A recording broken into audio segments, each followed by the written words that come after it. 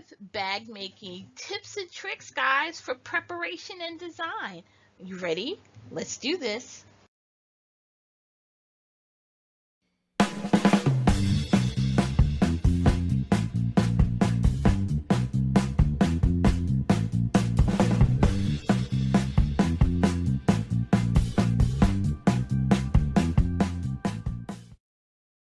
You see it, relax. And I know you might be like, what? Yes, relax. Because let me tell you something, guys. Bad design happens when you're tense. When you are stressed or nervous, guys, you tend to not think clearly and you make a mistake. And fabric, once it's cut, y'all know what happens. It's cut. You either have to alter your plan or you're going to have to purchase more fabric. And if you have the resources to do it, but why make that extra expense and extra time and work for yourself? So if you are feeling nervous, angry, distracted, whatever it might be, guys, take a step back from your project, decompress, and then come back into your project, okay? Because let me tell you something, good design, first and foremost, never has to be forced. And secondly, good design comes from a good state of mind. All right? So, now that we got our self-relax, the next tip I want to tell you about making an awesome bag, guys, is use your proper sewing needle. Use the sewing needle that corresponds to the fabric that you are using, okay? So if you are working with denim, whether you're upcycling jeans or you have purchased fresh denim from the store, guys, use a denim or jean needle, okay? Because even though all needles might physically look the same to the eye, the truth is they're different thicknesses and the tips are shaped differently. So if you're using a thicker fabric like a denim or canvas, make sure you're using a jean needle that's made to punch through that thick fabric. Guys, if you're using a stretchy fabric for whatever reason, use a stretch needle. Now if you happen to be using like a quilter's cotton, which is kind of like a really basic fabric, then you can use a general universal needle. Leather fabric, guys, y'all know what I'm going to tell you. Leather needle, okay? It's very important. If you do not use the proper needle, you run the risk of your thread popping, of your needle breaking, and of just overall destroying your fabric because you're going to have to resew and resew in order to get the stitches to sit properly, and we do not want that, okay? Guys, let's talk about strengthening your bag, okay? Now there are 3 different ways that you can add strength to your bag. You can use these 3 products: interfacing, stabilizer, and batting. You would not use typically all 3 in the same project, but each one has its pros and cons that you for adding to your project, right? They come in different styles, fusible or sewn in. And guys, fusible is just a fancy way to say iron on. Okay? You're just going to use the heat from your iron to activate the adhesive on the fusible interfacings to attach it to your fabric, as opposed to using the sewing needle. Okay? They come in different. They're mostly white, but especially like batting, you can also get batting in like a really neutral tan color. Even though you don't see it, it is something that's good to know. Okay? Now, what's the difference between interfacing, stabilizer, and batting? Interfacing, okay, adds general strength to your bag. It comes in a variety of weights. So go to your store, touch and feel. You can see the different textures. You can feel the difference in the weights. find one that is comfortable for you to use and one ultimately that would be a benefit to your project. Now, if you wear collared button-up shirts, that kind of rigid feel, a little bit of thickness to the collar of your shirt, that's interfacing inside, okay? Just to give you a point of reference, interfacing just adds general strength to your bag, and I highly recommend using it when you're working with light or light to medium weight fabrics. Now, moving on to stabilizer. Stabilizer is not typically used in bag projects, but it can be used in a bag project. And as you see here, this is a stabilizer for this diaper bag. And one of the reasons that I wanted to use this stabilizer in this bag is because I wanted the bag to be able to sit on its own. That's what stabilizer does. It adds structure. It comes in different weights, okay? Because stabilizer is much thicker than your interfacing, you definitely want to make sure that as you are constructing your bag, you trim down any excess stabilizer in that seam allowance, so as you turn your bag, you don't get a lot of bulk, okay, along your seams. But stabilizer is great, again, for bags that need structure, like a diaper bag, okay? Nothing stinks worse than spilling mommy milk, okay? That sucks with a capital S. So stabilizer is a great way to add that structure to your bag, okay? I would stick to a light or medium weight. The super heavyweight structure stabilizer, is typically used for home decor projects. All right, so now let's look at batting.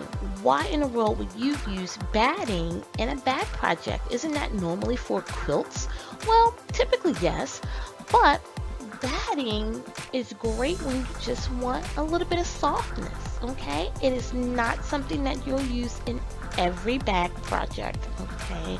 You're typically use interfacing more often than not, but batting will add a nice little softness to your project, and it's also great if you're making a bag that is quilted. They do exist, guys.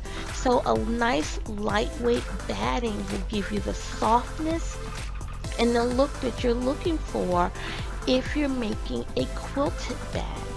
Now, each of these products, the interfacing, the stabilizer, and the batting, work best in different areas. These are just my opinions on where they work best, okay? So fiddle around with it, use some test fabrics if you want to kind of see how they turn out. You can make some test bags, but in my experience, those are the places that I think they work the best.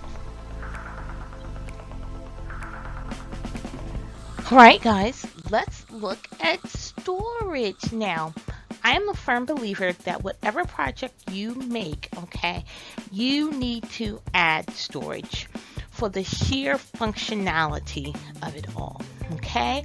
There is nothing like digging through a purse or a backpack and not being able to find your wallet, find your keys, find your pins, guys. So it's really important to add functionality to your bags, and it doesn't matter if you're installing an exterior pocket or an interior pocket. Just make sure that you install something, guys. And for me, I do not use patterns. You guys know that. So whenever I'm doing a pocket, especially for a book, I make sure that I just pull a book from the bookcase, guys, and use that as my guide for how deep or how high I desire my pocket to be. And that really just depends on the nature of the bag that you are making. Now, if you're making something like a school bag, or a purse, make sure that you provide storage for writing utensils. Now, I find that using a school ruler as your template is the perfect guide for determining how wide to make each pocket, okay, for your writing utensil.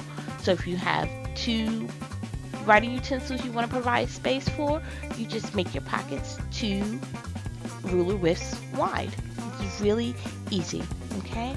So whether you're doing books, whether you are storing pens and pencils, whether you are storing a to-go cup, make sure you provide that storage and you use an item comparable to in size to use as your template.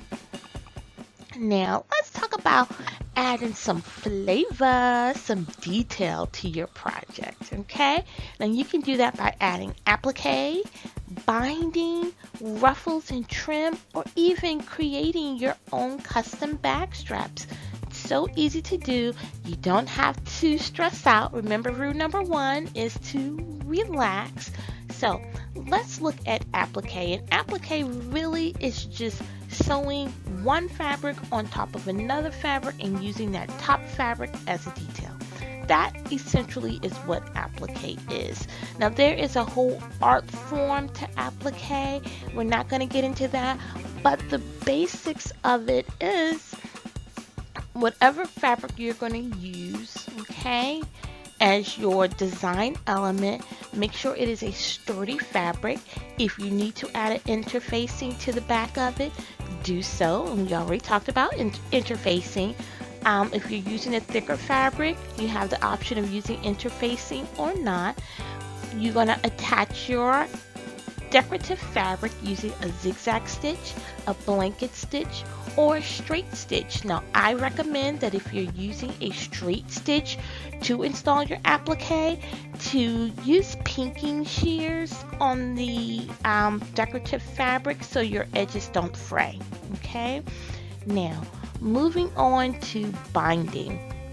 There are several different types of binding, but ultimately the issue is, are you going to create your own binding or are you going to use a store-bought binding? Either way works. One is a little bit more detailed than the other, okay? But they both can add a great little subtle contrast to your projects. Now you can use a binding to line a pocket, or you can just use a binding as a decorative element. Either way, it's a fun little detail that you can add to your project that'll give it a little bit of spice, okay? So now, let's talk about trim. Ruffle trim or straight trim, guys. Another fun way to add detail to your project is to add a trim to it. Now in this particular project, you see that I have this pink ruffle trim. I added it to the top of the bag during the construction phase. So when I sewed everything closed and flipped my bag, the ruffle faces in the up direction, and it was just a nice little peekaboo detail at the top of the bag. Now that particular bag is a bag for my daughter, so it just gave it that nice little feminine girly touch that my daughter adores.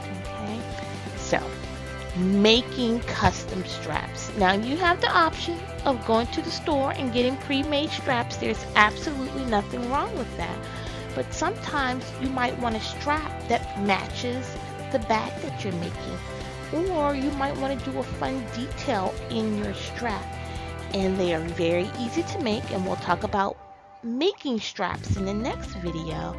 But doing your own straps, whether you're using a contrast thread or you're using multiple rows of stitching, or maybe you're adding a little bit of batting to that strap, especially for a children's bag like a backpack.